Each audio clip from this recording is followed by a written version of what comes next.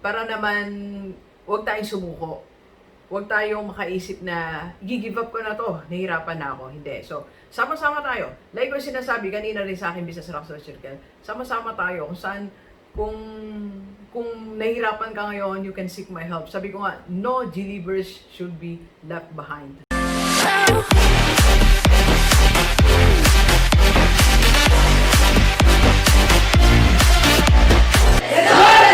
Alright, so positive day, G-Leavers, sa lahat ng mga G-Leavers natin. And sa first time po tayo panood sa aking YouTube channel, thank you very much.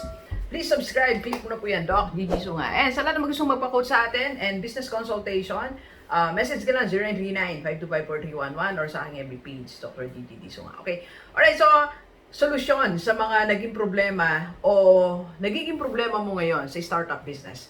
Ngayon kasi sa dami ng mga nagnegosyo, nag-launch tayo ng different businesses, may mga problema yan. At ano ba yung mga solusyon? So, naglista ako dito ng top 4 problems na alam ko na-experience ng mga startup business owners or entrepreneur at ako din na-experience ko. Kaya nagpo-provide na rin ako ng solusyon. Okay. So, ngayon po kasi, at present, I just launched Rockstar Skills University, Rockstar TV, Digital Marketing Solution, ano pa ba ang ating mga nilaunch ngayon, Blackstar Homes, with Dr. Spin Laundry with my partner, Ma'am Joyce. Do, siya naman yung namamahala doon. So, siya na, tinatanong niya lang ako pamisa-misa, pero it's basically run by Ma'am Joyce. Pero, anyway, so, yun ang mga, yun yung mga sinimulan ko ngayong panahon na to. And, meron tayo ngayon mga pinagdadaan ng negosyo. That's why I want to help. Yun ang vlog natin ngayon. Para naman, huwag tayong sumuko. Huwag tayong makaisip na, give up ko na to, nahihirapan na ako. Hindi. So, sama-sama tayo. Like ko sinasabi kanina rin sa akin, Business Rockstar Circle, sama-sama tayo kung saan, kung nahihirapan ka ngayon, you can seek my help. Sabi ko nga, no G-Leavers should be left behind. Parang sa DepEd, hinirap natin sa DepEd yan. Thank you, DepEd. So, walang maiwanan G-Leavers, walang maiwanan followers ko. Kung nahihirapan ka ngayon, just call me. Okay? So, meron tayong mga programs. You can join my group, Business Rockstar Circle. Meron tayong FB page live, 11 a.m., Rockstar TV. So, and all that. Napakadami informations. Okay? Manonood ka na lang. Hindi lang sa akin. Dami din vloggers dyan na pwede nating puntahan.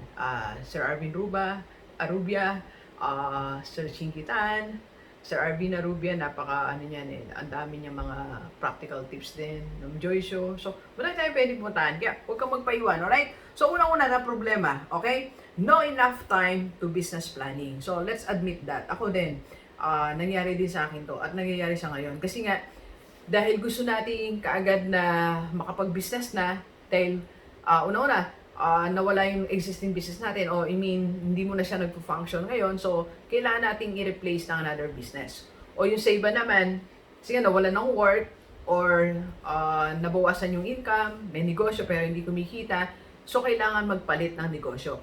So, mabilisan. At dahil mabilisan yan, hindi tayo nagkaroon ng chance na magkaroon ng enough time for business planning. So, dahil walang enough time for business planning, writing your plan and all that system. So, medyo dun tayo nahirapan. Kasi, nagugulat tayo minsan, may ganito pala. Di ba? Ay, meron palang kailangan ganito. Ito palang kailangan finances and all that. So, hindi natin na-anticipate lahat ng yan kasi nga walang planning. Sabayan niyo po ako, it's not coffee ngayon, calamansi. Sa dahil po kasi ng meeting ni Doc, naubusan ako ng boses. Okay? So wala tayong time to, to create our plan. So, diyan tayo nagka-problema. So, ano ang solusyon? Anong solusyon? So, dahil wala tayong enough, kasi normally yan, gagawa ka muna ng FISIB, di ba? Magko-consult ka muna, hanap ka muna ng business consultant, aralin mo muna. Well, it takes months. Diba? Pero dahil ngayon, naisip natin ngayon, mamaya magbi-business na tayo, wala nang planning. Okay? So, hindi ko naman sinasabing stop mo muna yung business mo. Ito na gawin natin. Sabayan na lang natin. Every day, dapat meron kang apply natin yung rule of 1 hour or rule of 2 hours. Every day. Just make sure meron kang planning sa sarili mo. So, yung mga problemang na-encounter mo ngayon, isulat mo ang solusyon. Tapos bukas, i-run mo ng business mo sa isipan mo ngayon. Advance ka na. So, bukas pa lang mangyayari, pero nakita mo na how does it look like? So for example, meron kayong transaksyon, kukuha ka ng mga supplies. So naisip mo na, ito, darating na yung mga supplies, anong dapat kong hingin, anong dapat kong inspection, anong dapat kong ibigay, anong dapat kong tingnan, i-check, and all that. I-run mo na siya sa isipan mo. So that pag actual na siya nangyayari, okay, meron akong checklist. Have your checklist. Okay? For example naman, meron kang kliyente, magkuklose ka ng deal.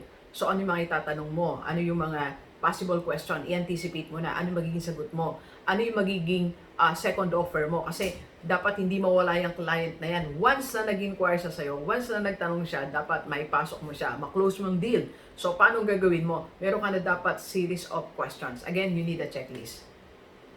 Okay? Lagi mo siyang prepare, dala, o hawak. Okay? So that means every day, sa gabi, yung mangyayari kinabukasan, naran mo na siya, naisip mo na siya. Makatulog ka ng mahimik. Okay, bukas, ito yung gagawin ko. Pagising mo, I'm okay kasi meron akong guide. Okay? Alright, so that's the secret. Okay? So number one, sa number one nating problema. Okay, second naman, sa second natin na problema ng mga startup business ay, okay, no enough funds for products development or marketing. So, dahil nga, bigla tayo nagnegosyo, wala naman tayong nakapondo. Supposed to be, the operations of 6 months meron tayo, pero wala tayong enough funds for that. Diba? So, hindi natin ngayon ma-develop yung product natin ng maayos, yung services natin ng maayos, marketing strategy, very limited, panay lang tayong post sa Facebook, wala tayong walang marketing strategy na parang yung level up ng konti, tapos yung products natin upgraded, so we can't do that ngayon kasi nga with what nabigla tayo. So may mga solusyon naman po tayo, okay? So pag ganyan, wala kang funds for that, mag-start ka muna mga simple products or simple services.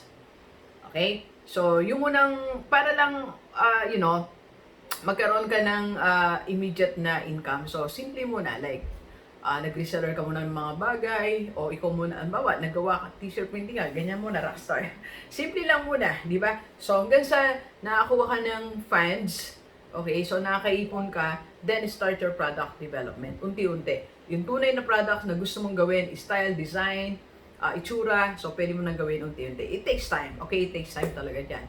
Or if you want the second option mo, you can have investors. You can present it to your friends, family, or whoever na willing mag-invest sa'yo, then just make an arrangement, okay? To fund your business idea, your marketing idea, okay? Alright, and number 3 problem ng mga startup ngayon is yung remote team. Napakahirap. Alam nyo ako, ito talaga isa sa problema ko. Mag-isa ko dito, meron ako isang kasama, estudyante. Layo.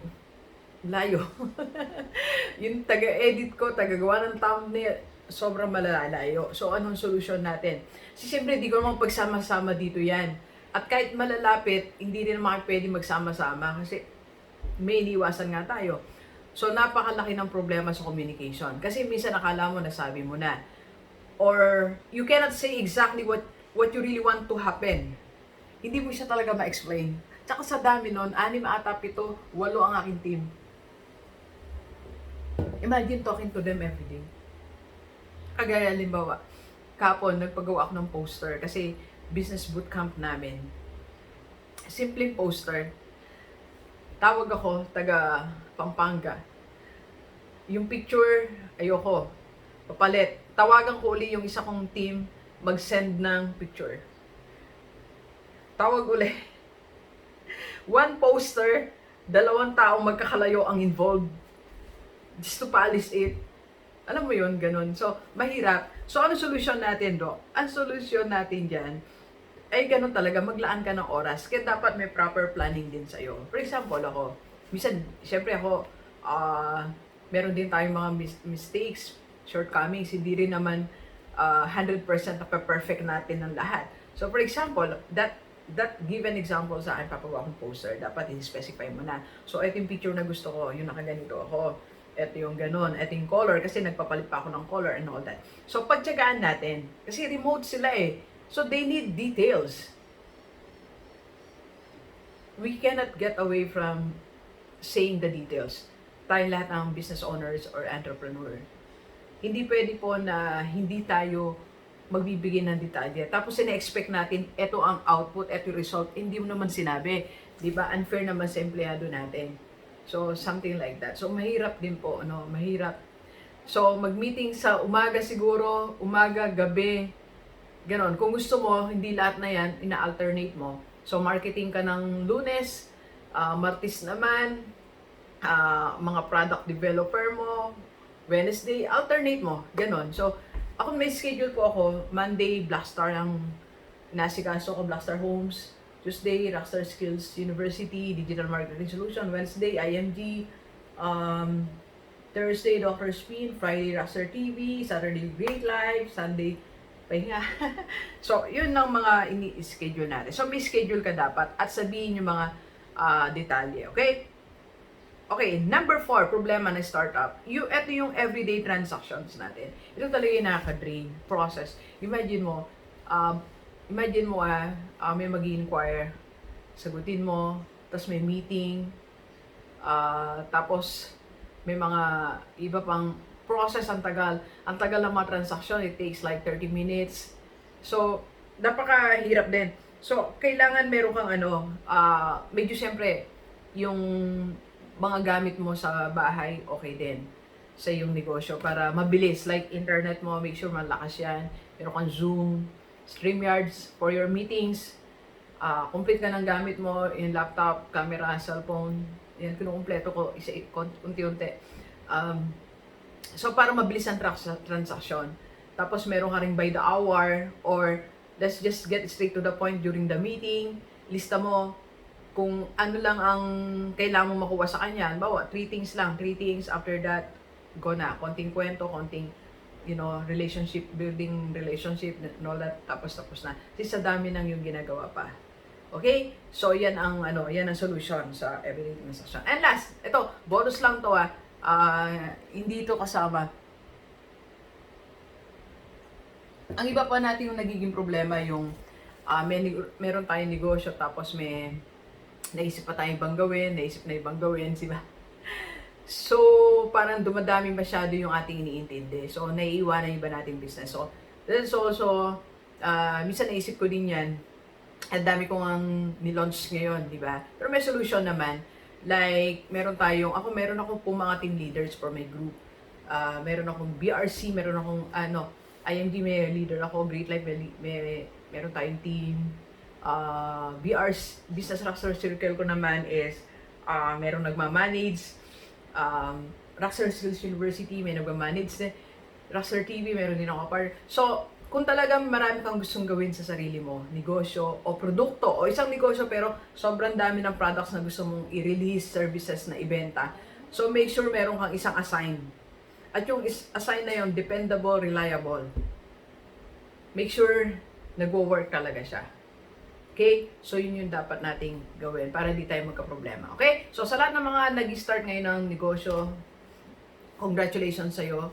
It's not easy now, pero sinimulan mo, so congrats. So, if you need my help, if you need mentor or coach, message ka lang. Basta mahalaga, tuloy mo lang yan. Alright? Okay? So, please share this video sa lahat ng maibigan natin, kahit OFW o dito sa Pilipinas, para sama-sama tayo mabago tumulad ating buhay. Thank you very much, Delivers. Enjoy the rest of the day. And let's go.